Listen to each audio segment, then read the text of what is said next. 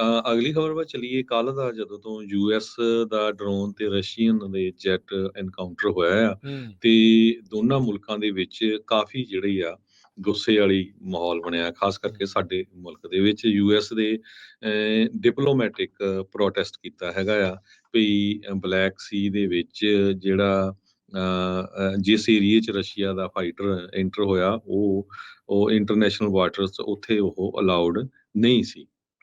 ਤੇ ਯੂਐਸ ਤੇ Russian officials ਦੋਨੋਂ ਹੀ ਕਨਫਲਿਕਟਿੰਗ ਅਕਾਊਂਟ ਦੱਸ ਰਹੇ ਆ ਇਸ ਕੋਲੀਜਨ ਦਾ, ਜਿਹੜਾ ਕਿ MQ-9 ਰੀਪਰ ਡਰੋਨ ਤੇ ਰਸ਼ੀਅਨ Su-27 ਫਾਈਟਰ ਜੈਟ ਵਿੱਚ ਹੋਇਆ ਆ, ਤੇ ਦੋਨੋਂ ਸਾਈਡਾਂ ਇੱਕ ਦੂਜੇ ਨੂੰ ਬਲੇਮ ਕਰ ਰਹੀਆਂ ਹੈਗੀਆਂ ਆ। ਤੇ ਪੈਂਟਾਗਨ ਦੇ ਸਪੋਕਸਪਰਸਨ ਨੇ ਪੋਸੀਬਿਲਿਟੀ ਇਸ਼ੂ ਕੀਤੀ ਆ ਵੀ ਡਿਫੈਂਸ ਡਿਪਾਰਟਮੈਂਟ ਡੀਕਲਾਸੀਫਾਈ ਕਰ ਦੂਗਾ ਇਸ ਦੀ ਵੀਡੀਓ।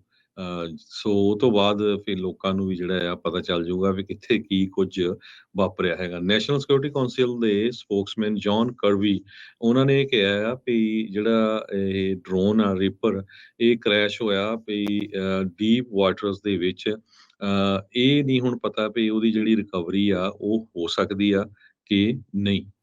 ਨੇਵੀ ਦੇ ਜਿਹੜੇ ਸਮੁੰਦਰੀ ਜਿਹੜੇ ਬੇੜੇ ਆ ਯੂਐਸ ਨੇਵੀ ਦੇ, ਉਹਨਾਂ ਨੇ ਬਲੈਕ ਸੀ ਵੱਲ ਰਵਾਨਗੀ ਜਿਹੜੀ ਉਹ ਕੀਤੀ ਆ। ਇਹ ਜਿਹੜਾ ਦੱਸਿਆ ਜਾ ਰਿਹਾ ਵੀ ਭਾਈ ਸਾਡੀ ਆਪਣੀ ਇਹ ਜਿਹੜੀ ਪ੍ਰਾਪਰਟੀ ਆ ਉਸ ਨੂੰ ਬਚਾਉਣ ਦੇ ਲਈ ਜਿਹੜਾ ਆ ਉਹ ਅਸੀਂ ਹਰ ਇੱਕ ਤਰੀਕੇ ਦੀ ਕੋਸ਼ਿਸ਼ ਇਸ ਦੇ ਵਿੱਚ ਕੀਤੀ ਜਿਹੜੀ ਉਹ ਜਾਵੇਗੀ, ਪ੍ਰੋਟੈਕਟ ਆਵਰ ਐਕੁਇਟੀਜ਼। ਤੇ ਰੂਸ ਜਿਹੜਾ ਉਹ ਟਰਾਈ ਕਰ ਰਿਹਾ ਵੀ ਅਮਰੀਕਾ ਦਾ ਇਹ ਜਿਹੜਾ ਰੀਪਰ ਡਰੋਨ ਆ ਉਸ ਨੂੰ ਉਹ ਉਸ ਤੋਂ ਪਹਿਲਾਂ ਜਿਹੜਾ ਉਹ ਰਿਕਵਰ ਕਰ ਲਵੇ। ਇਸ ਦੇ ਉੱਤੇ ਅਮਰੀਕੀ ਜਿਹੜੇ ਡਿਫੈਂਸ ਸਕੱਤਰ ਨੇ ਲੋਇਡ ਆਸਟਨ, ਉਹਨਾਂ ਨੇ ਜਿਹੜਾ ਉਹ ਕਿਹਾ ਵੀ ਰੂਸ ਨੇ ਜਿਹੜਾ ਯੂਐਸ ਦਾ ਡਰੋਨ ਸੁੱਟਿਆ ਆ ਉਹਨਾਂ ਦਾ ਇੱਕ ਅਗਰੈਸਿਵ ਕੰਮ ਸੀਗਾ, ਤੇ ਇਹ ਬਹੁਤ ਹੀ ਖਤਰਨਾਕ ਅਨਸੇਫ ਜਿਹੜੀ ਸਥਿਤੀ ਆ ਉਹਦੇ ਨਾਲ ਇਹ ਪੈਦਾ ਹੋਈ ਆ। ਇਹ ਦੱਸਿਆ ਜਾ ਰਿਹਾ ਵੀ ਜਿੱਥੇ ਇਹ ਡਰੋਨ ਡਿੱਗਾ ਆ ਇਹ ਕ੍ਰੀਮੀਆ ਦੇ ਇਲਾਕੇ ਦੇ ਨਜ਼ਦੀਕ ਬਲੈਕ ਸੀ ਦਾ ਉਹ ਵਾਲਾ ਹਿੱਸਾ ਉਧਰਲੇ ਪਾਸੇ ਨੂੰ ਇਹ ਹੋ ਸਕਦਾ ਹੈਗਾ ਆ। ਸੋ ਕਹਿੰਦੇ ਵੀ ਇਸ ਤਰੀਕੇ ਦੇ ਨਾਲ ਉਹ ਤੇ ਰੂਸ ਵਾਲੇ ਜਿਹੜੇ ਆ ਅਮਰੀਕਾ ਨੂੰ ਅੱਖਾਂ ਦਿਖਾ ਰਹੇ ਆ।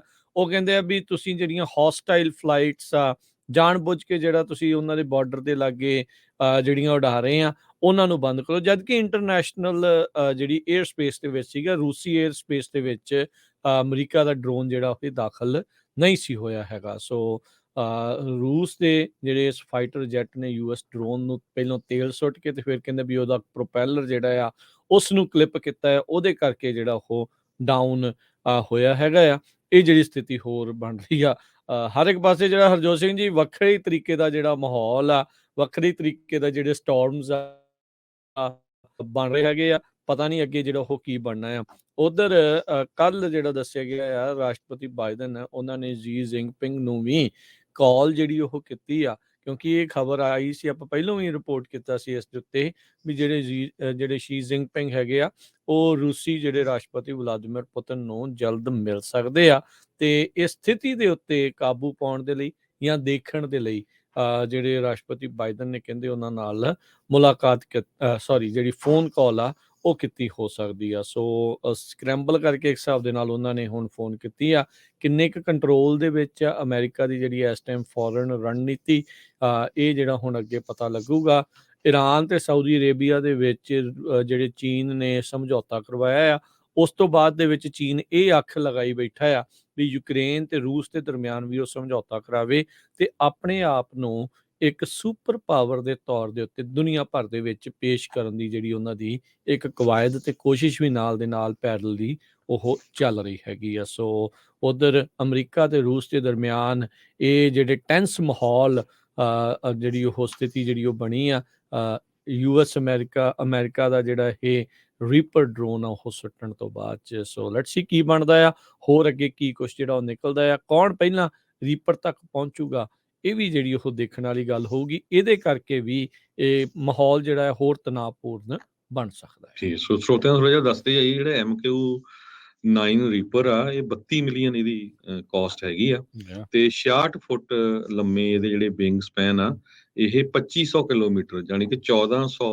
ਮਾਈਲਸ ਤੱਕ ਦੀ ਰੇਂਜ ਰੱਖਦਾ ਹੈ, ਤੇ 50,000 ਫੁੱਟ ਦੀ ਉਚਾਈ ਤੱਕ ਜਾ ਸਕਦਾ, ਤੇ 24 ਘੰਟੇ ਲਗਾਤਾਰ ਇਹਨੂੰ ਚਲਾਇਆ ਜਾ ਸਕਦਾ ਦੋ ਅਨਮੈਨਡ ਲੋਕਾਂ ਵੱਲੋਂ। ਸੋ ਇਹਦੀ ਜਿਹੜੀ ਰੇਂਜ ਬਹੁਤ ਆ, ਅਫਗਾਨਿਸਤਾਨ ਦੇ ਵਿੱਚ ਇਸ ਦੀ ਜਿਹੜੀ ਕਾਫੀ ਵਰਤੋਂ ਆ ਕੀਤੀ ਗਈ ਸੀ। ਬਹੁਤ ਸਾਰੇ ਥਾਵਾਂ ਦੇ ਉੱਤੇ ਅਮਰੀਕਾ ਜਿਹੜਾ ਆ ਆਪਣਾ ਇਹ ਜਿਹੜਾ ਡਰੋਨ ਆ ਇਹ ਚਲਾਉਂਦਾ ਆ। ਕਹਿ ਸਕਦੇ ਹਾਂ ਵੀ ਡਰੋਨਸ ਦੀ ਦੁਨੀਆ ਦੇ ਵਿੱਚ ਟੌਪ ਦਾ ਮਿਲਟਰੀ ਲੈਵਲਸ ਦੇ ਵਿੱਚ ਟੌਪ ਕਲਾਸ ਜਿਹੜਾ ਇਹ ਡਰੋਨ ਸਿਸਟਮ ਆ। ਇਹਦੇ ਨਾਲ ਜਿਹੜੇ ਆ ਉਹ ਮਿਜ਼ਾਈਲਾਂ ਵੀ ਸਿੱਟੀਆਂ ਗਈਆਂ, ਸਰਵੇਲੈਂਸ ਵੀ ਕੀਤੀ ਜਾਂਦੀ ਆ, ਬਹੁਤ ਕੁਛ ਇਸ ਦੇ ਨਾਲ ਹੁੰਦਾ ਆ। ਤੇ ਥੱਲੋਂ ਬੈਠੇ ਬੰਕਰ ਦੇ ਵਿੱਚੋਂ ਜਿਹੜੇ 2 ਪਾਇਲਟਸ ਨੇ, ਡਰੋਨ ਪਾਇਲਟਸ ਜਿਨ੍ਹਾਂ ਨੂੰ ਆਖਿਆ ਜਾਂਦਾ ਆ, ਉਹ ਬੈਠੇ ਜ਼ਮੀਨ ਦੇ ਉੱਤੇ ਹੀ ਇਸ ਨੂੰ ਰਿਮੋਟਲੀ ਜਿਹੜਾ ਆ ਉਹ ਕੰਟਰੋਲ ਕਰ ਰਹੇ ਹੁੰਦੇ ਆ। 60,000 ਫੁੱਟ ਦੀ ਉਚਾਈ ਤੱਕ ਵੀ ਜਿਹੜਾ ਆ ਇਹ ਉਡਾਨ ਭਰ ਸਕਦਾ ਹੈਗਾ ਆ। ਤੇ ਲੰਮਾ ਸਮਾਂ ਜਿੱਦਾਂ ਕਿਹਾ ਵੀ 24 ਘੰਟੇ ਵੀ ਹਵਾ ਦੇ ਵਿੱਚ ਜੇ ਉੱਡਣਾ ਪਵੇ ਤਾਂ ਉਹ ਉੱਡਦਾ ਰਹਿ ਸਕਦਾ ਹੁੰਦਾ ਆ। ਸੋ ਇਹ ਹੁਣ ਦੇਖੋ ਕੀ ਜਿਹੜਾ ਆ ਉਹ ਅੱਗੇ ਬਣਦਾ ਆ। ਪਰ ਸਥਿਤੀ ਜਿਹੜੀ ਆ ਇਸ ਟਾਈਮ ਕਾਫੀ ਜਿਹੜੀ ਤਣਾਅਪੂਰਨ ਬਣੀ ਪਈ ਹੈਗੀ ਆ।